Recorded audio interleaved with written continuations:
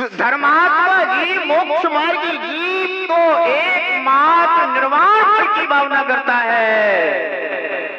तुम पूजा करते हो ना, जब फल का अर्थ कराते हो तो किस फल की बात करते हो?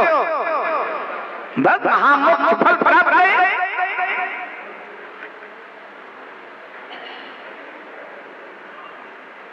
पर जिस जीव का इतना पुरुषार्थ नहीं हो पा रहा कि वह इस पर्याय से अभी मोक्ष फल प्राप्त नहीं कर पा रहा है, तो ये स्वर्ग आदि के फल तो स्वयं मिल जाते हैं।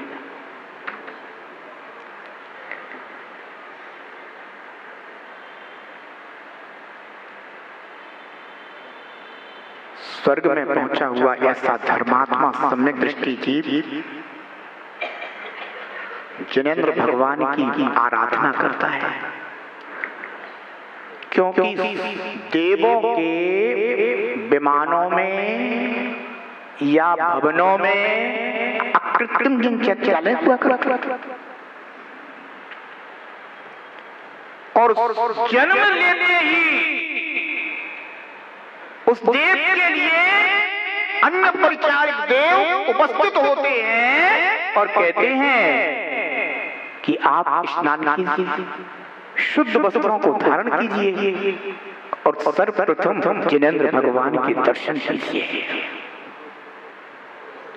आज मनुष्य पर्याय में बैठे हो तो जिनेंद्र देव की शुद्ध नहीं आती, पर ध्यान रखना जिनबिंब दर्शन सम्यक दर्शन की प्राप्ति का कारण कहा गया है। बेभव जीव जिन्हें भगवान का दर्शन करते हैं, पश्चात कहां से क्या आए, इन सब बातों का विचार करने के बाद, अपनी आलोचना आदि करने के बाद, फिर जो उनके स्वामी होते हैं वो उन्हें किसी ना किसी क्षेत्र के दर्शन करने के लिए भेजते हैं। जाओ नंदीश्वर द्वीप जाओ और जिनबिंब का दर्शन करके, क्षेत्र का दर्शन करके आओ। ध्यान रखना,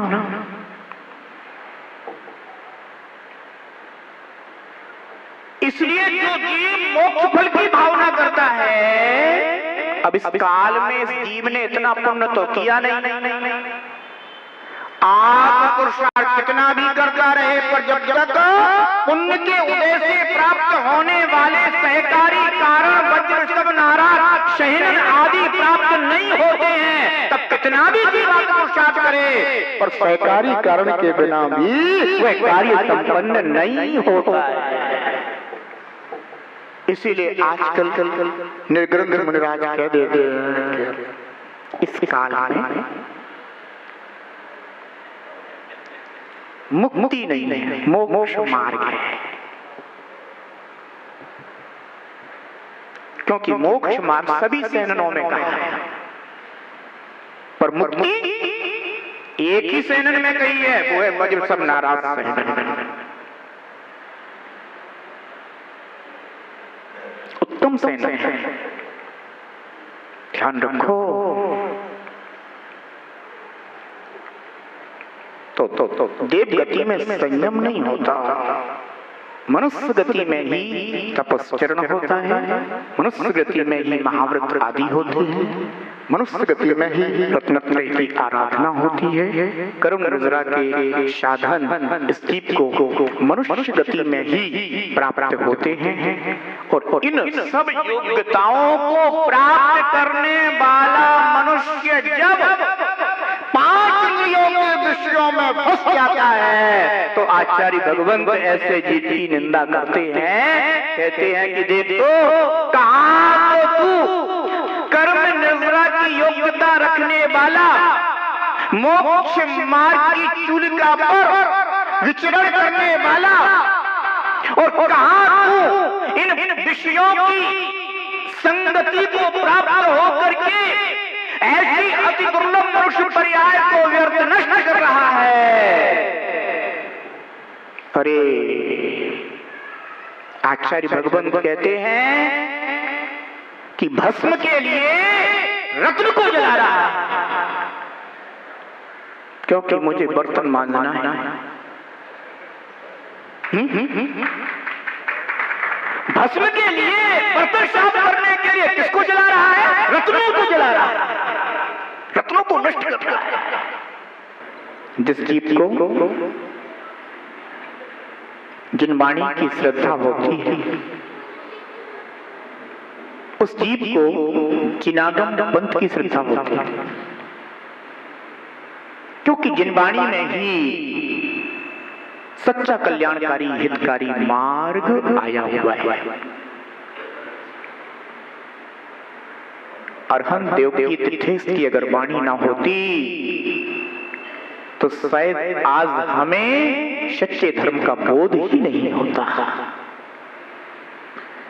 एकमात्र ज्ञानेंद्र देव की वाणी है जिसमें हम सभी के आपका आत्मकारी पंथ जिनागम पंथ हमें प्राप्त हुआ है। बंधुओं, प्रवचन का समय नहीं रहा। कहते ना कि भोजन अगर सुबह सुबह बन जाए और अधिक समय हो जाए तो ठंडा हो जाता है। ऐसे प्रवचन का समय तो अब निकल गया। यद्यपि तीर्थेश की दिव्य देशना का समय हो रहा है, पर अपन अभी उनसे कुछ दूर अपन अपने समय के अनुसार प्रभु की वाणी को श्रवण करते हैं। आज वाचना का यह प्रथम दिन है, व्यवस्था का दिन, और व्यवस्था संबंधी, वाचना संबंधी औपचारिकताएं आज यहाँ पर संपन्न हुई। ये औपचारिकताएं ऐसी होती हैं कि जिनमें हम अपने अपने पुण्य की सराहना करते हैं, भावना करते हैं कि भगवान ऐसे मंगलकारी क्षण हमारी झोली में आ जाए और सभी जीव कृत कार्य अनुमोदना पूर्वक ऐसे महान ग्रंथों की वाचना का पुण्य लाभ अपने जीवन में प्राप्त करते हैं। प्रातःकाल, कल से प्रातःकाल संघ की जो भक्तियां होती हैं वो 5:15 बजे शुरू हो जाती हैं। यद्यपि हम लोगों की घड़ी 15 मिनट आगे चलती है संघ की, इसलिए हम लोगों का टाइम 5:30 होता है, पर सही टाइम 5:15 होता है। भक्तियां प्रारंभ होती हैं प्रातःकालीन स्तुति वंदना, जो साधक जनों का आवश्यक कर्तव्य होता है। पश्चात कल से प्रातःकाल तदुपरांत 6-6:15 बजे से ही आलाप पद्धति की कक्षा प्रारंभ होगी, जो संघ के लिए है। जो भी लाभ लेना चाहें ले सकते हैं।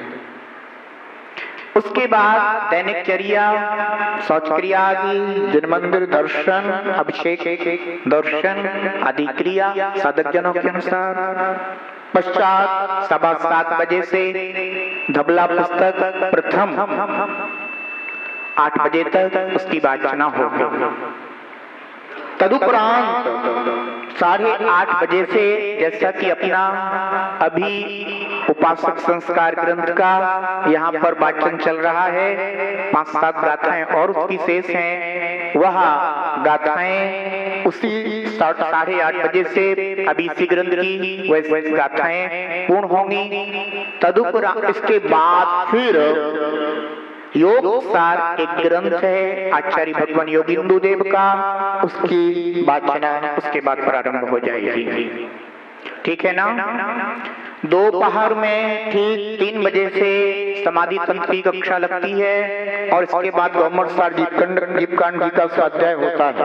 वो वैसा का वैसा ही बना रहेगा। संध्या काल में ठीक 6:30 पौने 7 बजे जिन मंदिर दर्शन के लिए हम लोग पहुंचते हैं, सामयिक आदि क्रिया संपन्न करने के बाद फिर वहां भगवान की आरती बंदन, सब कुछ गुणगान स्तुति आदि बड़े भावपूर्वक करते हैं। पश्चात यहाँ आचार्य वंदना होती है और 2 ज्ञान की बातें यहाँ पर हुआ करती हैं। तो सभी लोग इस तरह से अब वाचना का जो क्रम है वह वाचना का क्रम मैंने आपको इसलिए बता दिया है कि प्रवचन तो अब आपके लिए बाद में ही प्राप्त होगा, पर आपको ये क्रम पता होना चाहिए कि कब क्या होगा। आप जहाँ भी जैसा भी अपना लाभ लेना चाहें, उन अवसर जीवन में आता है और उसका लाभ आपको अवश्य प्राप्त हो, ऐसी मेरी आप सभी के प्रति सद्भावना है। सभी ने वाचना के इस स्थापना अवसर पर कृत कार्य अनुमोदना से जो भी आपने पुण्य अवसर प्राप्त किया है आपके जीवन में, वह आपके मोक्ष मार्ग को प्रशस्त करने में कारण बने, ऐसा मेरा आप सभी के लिए मंगल मंगल आशीर्वाद है। दुर्गवासी एवं जो भी दुर्ग के अलावा और भी दूर दराज से एवं निकटस्थ स्थानों से जो भी यहाँ उपस्थित हुए हैं, सभी के लिए मेरे बहुत बहुत मंगल मंगल शुभाशीर्वाद है। ग्रीष्म काल में भी आपको अपनी आत्म शीतलता का अनुभव हो, ऐसा मेरा सभी के लिए पुनः पुनः आशीष है। श्री जिन बर पद नमन नमन, जिन बाणी मा नमन नमन, जिनागम नमन नमन, गुरु विराज पद नमन नमन, जिन बाणी वाचन हो, जिन बाणी वाचन अज्ञान नशाए रे, जीवन है पानी की वो सब मिट जाए रे, जीवन है पानी की वो सब मिट जाए रे, पानी अनहोनी हो, पानी अनहोनी सब क्या बच जाए रे, जीवन है पानी की वो सब मिट जाए रे, जीवन है पानी की वो सब मिट जाए रे, जीवन है पानी की वो सब मिट जाए रे। शांतिनाथ भगवान की। सभी लोग अपने स्थान पर खड़े हो जाएंगे। जा पानी के ज्ञान दे सोचे लो पालो, सो पानी बचा करो सदा देते हो, जिनवानी भारती जो दिन रहे, जो तेरा शरण गए तो पावे देव भयो अरिहंत को पुरुषे का निर्ग्रह, दया धर्म पालो सदा यही मोक्ष का। लोक विनाश स्वभावी है, लोक अनेक स्वभावी है, लोक विनाश स्वभावी है, लोक अनेक स्वभावी है, नाना दुख करने वाला लोक ही दुख स्वभावी है, नाना दुख करने वाला लोक ही दुख स्वभावी है। सज्जन जन मुक्ति हो, सज्जन जन मुक्ति में बुद्धि लगाए रे, जीवन है पानी की वो कब मिट जाए रे, जीवन है पानी की वो कब मिट जाए रे, हानि अनहानि हो, हानि अनहोनी कब क्या घट जाए रे, जीवन है पानी की वो कब मिट जाए रे, जीवन है पानी की वो कब मिट जाए रे, जीवन है पानी की वो कब मिट जाए रे।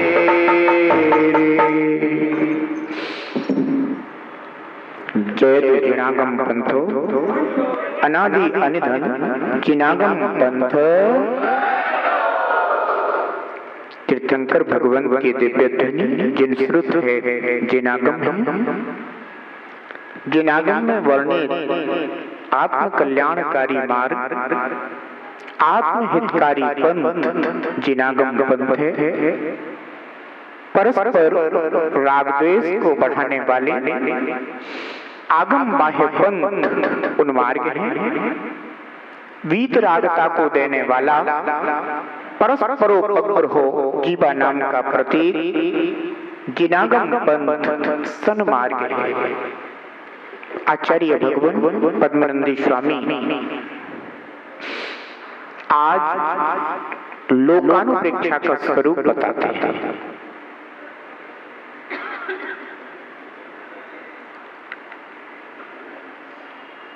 जिनेन्द्र देव की वाणी में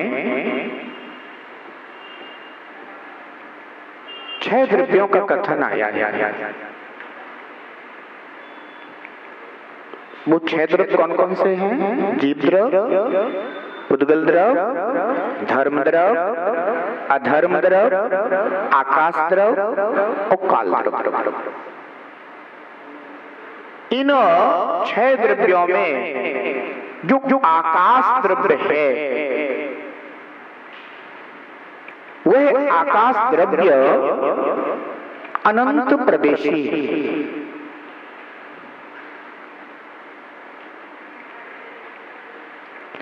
और आकाश द्रव्य के ठीक मध्य में लोक की रचना स्थित है। कहां पर?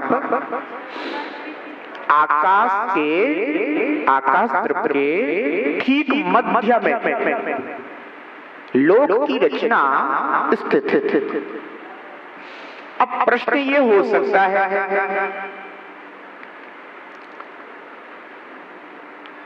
कि यह जो हमें अपनी आंखों से दिखाई देता है, क्या यही आकाश है? ये आकाश नहीं। जो आंखों से दिखाई दे, कानों से सुनाई दे, जिह्वा से चखने में आए, स्पर्श करने में आए, सूंघने में आए, उससे पुद्गल द्रव्य जाना। कौन सा द्रव्य? पुद्गल द्रव्य। जो जड़ है, अजीब है, तो आकाश अपन को आंखों से दिखाई देता है, जिसको अपन आकाश कहते हैं। वास्तव में वह आकाश द्रव्य नहीं। ये लौकिक व्यवहार में आकाश संज्ञा प्राप्त हो गई है। इसे नील गगन कहते हैं।